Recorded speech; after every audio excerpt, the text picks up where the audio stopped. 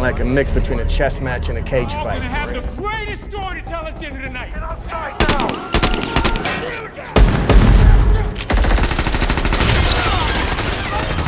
What's going on back there? Look back! Oh, shit! Hey! Don't you move! The film opens with a man named Will Sharp, a retired United States Army soldier. That morning, he was seen calling the state insurance office to take care of his wife's cancer surgery costs. But the insurance refused to help for no apparent reason. They just said the type of illness his wife was suffering from was not included in the list of insurance coverage. Hearing that, he was very disappointed. He served in the Army for many years, risking their lives to defend their country. Now he feels abandoned so that his wife does not worry. He is forced to lie if his insurance is approved. He then went to the house of his brother Danny, who was different from Will as a soldier. Danny is a wanted bank robber in Los Angeles. Their father was a robber, so Danny was taught how to rob from childhood, while Will prefers to live a normal life serving the country. After telling his condition, Will begs Danny to lend him some money, but even though he is his brother, he doesn't want to help. He offers a deal. First I do downtown, 32 million. I have this wired. No, jeez. It's ours, Danny. 4 inside and 1 driver. Listen to that, all right? Who is this guy? What? That's my brother, Will. He will help pay for Will's wife's treatment until she fully recovers, provided that his brother also wants to help Rob with his gang. It has been months here, and they're looking for a loan, but to no avail. Will, who had no other choice, eventually couldn't help but agree. On the other side is a female ambulance officer named Cam Thompson, and her partner, EMT Scott, is on his way to the car accident scene. Arriving at the crime scene, Cam immediately helped the kid victim of a traffic accident whose conditions were quite severe. Her body is impregnated with iron and cannot be removed carelessly. The officer had to cut the iron from behind while Cam tried to calm her. The rescue process went smoothly. The child survived and was taken to the hospital. At lunch, Cam's colleague told her that he had received news that the condition of the child they had helped had started to improve.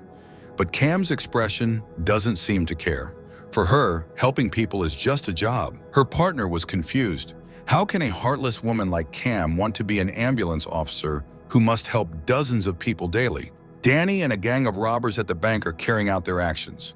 After turning off the building's CCTV, they rushed in, taking over the entire building in minutes. Not long after that, a policeman named Zach came. To avoid suspicion, Danny pretended to be a bank manager and said the bank was closed that day. But Zach kept insisting that he wanted to go in to meet his girlfriend, who worked as a bank clerk there. Eventually, he had to let him in. When he was about to chat with his girlfriend, from behind, Danny pointed a gun.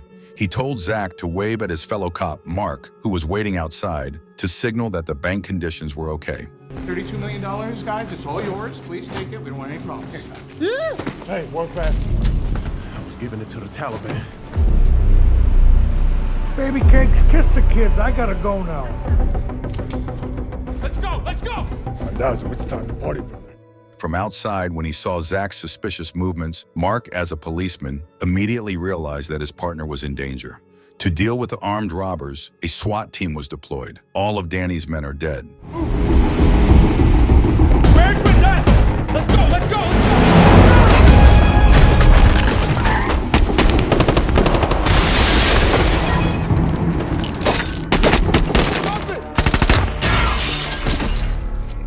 Now only Danny and Will were left. They try to escape through the basement while taking Zach as a hostage. In the middle of the road, Zach tries to fight back by attacking Danny. Will panics and shoots Zach, who is so badly injured. He was very sorry, and he helped him. As things get worse, Danny tells Will to leave Zach and rush away. On the other hand, Mark and the cops from Los Angeles enter the bank building to look for Zach's whereabouts. In the basement, when Mark found out his best friend was seriously injured, he shouted for help. When Cam arrived at the crime scene, she heard a scream from Mark. Without permission from the police, Cam immediately barged inside. After putting Zach into the ambulance, Cam kept trying hard to wake him up. Elsewhere, Will and Danny are still looking for a way to escape the police until the ambulance comes. Danny immediately confronted and then hijacked the ambulance. They attacked Scott and then took him out of the car. Just in case, they then took Cam hostage. On to Rooney. Cops. At the exit, it turned out that there were a lot of police blocking, but they managed to escape without being suspected. I got a cop shot. We gotta go. Move your cars. We gotta get him to the hospital. Move. Let me do my job. What are you doing? Go! All right, let's go, let's go, let's go. After they escape, Mark finds Scott on the floor in the basement, who informs him that the robbers have stolen the ambulance. So Mark immediately informs the officers, but it is too late. When leaving the building, a SWAT team leader named Captain Monroe arrives. He tries to calm Mark down and promises that his team will save his partner before sunset. After that, he deployed a police helicopter to chase the ambulance. Meanwhile, when Cam sees a fire extinguisher in the ambulance, she gets an idea. When Will and Danny are off guard, she sprays them and then runs out, but unfortunately, the plan failed. Hey, don't you move! Stop it! Amid that tension, Zach suddenly convulsed. Will then begs Cam to go back inside to help Zach. After a long wait for news, the police helicopter finally reports the location of the ambulance that Danny hijacked has been found. Monroe orders his team, including Mark, to chase the ambulance and asks the head office to increase the helicopter fleet not to lose track. In the ambulance, Zach's condition seems to be getting worse. Cam and Danny help each other put on medical equipment while Will drives away from the police. Luckily, after various attempts were made, Zach was saved.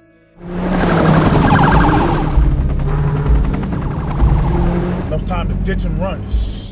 Danny then calls one of his friends, Poppy. He is the head of one of the city's mafia gangs, so Danny asks him to save him from this trouble in exchange for paying $8 million. Because Poppy is also a former robber, he understands how Danny is now. Without asking much, he agreed to help. They then made an appointment to meet under the city bridge. After that, while the ambulance is being chased by the police forces, Danny calls one of his friends named Castro and asks him to go under the bridge and bring a blue spray with him. Meanwhile, Monroe asked headquarters to connect the walkie-talkie. With the walkie-talkie in the ambulance, he tells Danny to give up, saying that his escape attempt was in vain and that he would sooner or later be caught. Danny shouts angrily, saying he is America's greatest robber and that a small problem like this couldn't make him give up. A bunch of blocks around the convention center. It looks like that.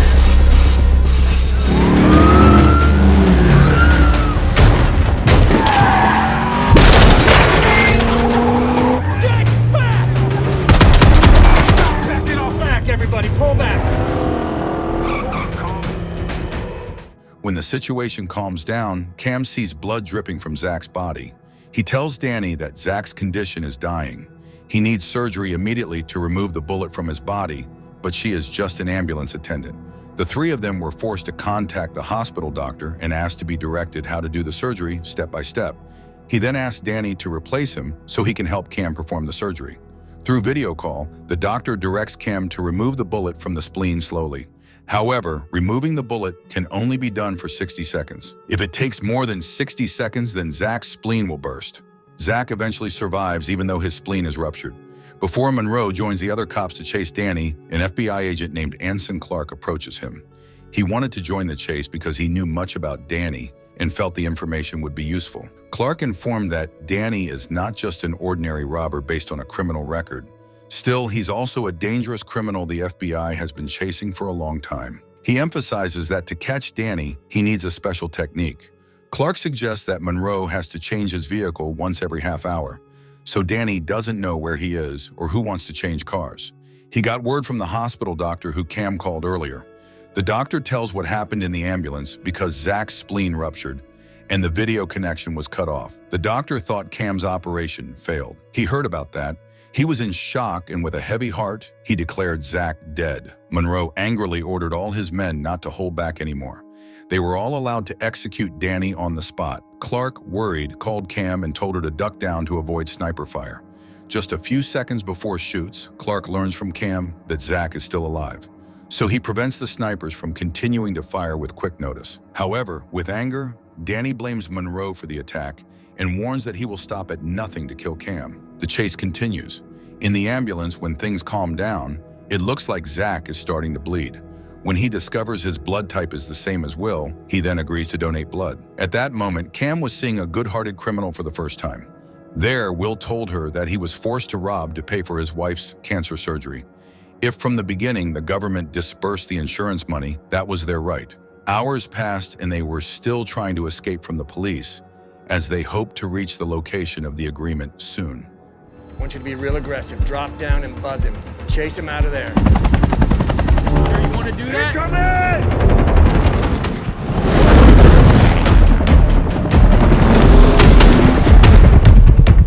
Danny told Will to take the gas faster to get some distance from the police car behind. After quite a distance, they eventually arrived. There, Castro painted the ambulance as fast as he could. At the same time, Poppy's men arrived with some ambulances to distract the police forces. On the other hand, Monroe ordered all the police forces to storm together, and suddenly they noticed that a suspicious car was approaching them. It turns out that Poppy's son Roberto put a replica with a machine gun inside the vehicle in a deadly plan. Deadly shooting starts, and a large number of police forces are killed and wounded after the explosion.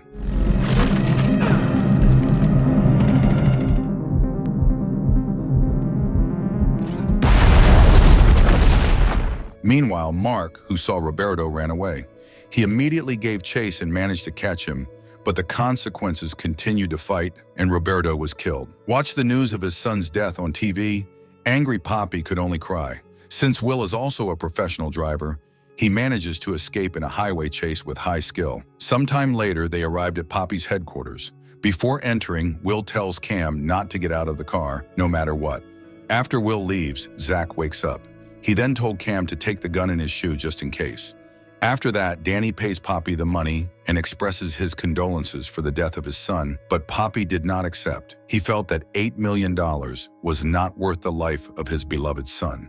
For him, life must be paid with life. The police have killed his son, so instead, he's going to kill Zach and Cam. Danny agrees to make a deal with him. Still, Will doesn't want more people to be killed. So during his argument with his brother, he says, as a soldier who has always defended the country, I can't let innocent people be victims. Even though Danny had warned him to obey and not to get into trouble with Poppy, he refused out of anger. Poppy then orders his men to kill Will. Just calm down. It breaks my heart. Don't be sad, Danny. We should just go left together.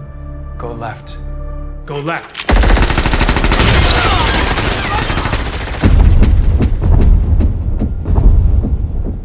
He's my real brother.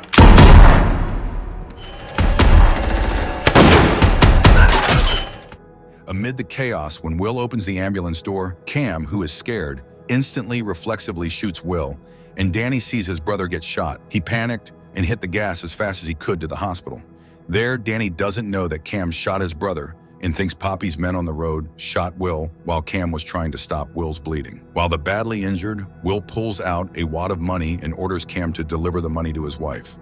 Behind, the police again chase them until arriving at the hospital when the ambulance stops. The police flock to surround him while moving backward to check Will's condition.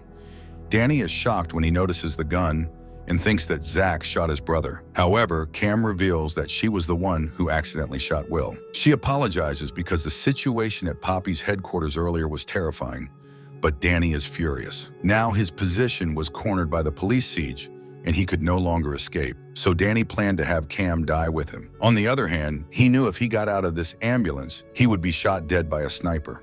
That's why he's going to shoot the Cam head in front of everyone and get all over the TV media as a sign that he's America's greatest criminal. Danny had completely lost his mind. He slowly opened the ambulance door and started the countdown. But when he wanted to shoot the head of the Cam, suddenly, to stop all his brother's crimes, the little brother who aspires to be a defender of the truth must kill his beloved brother.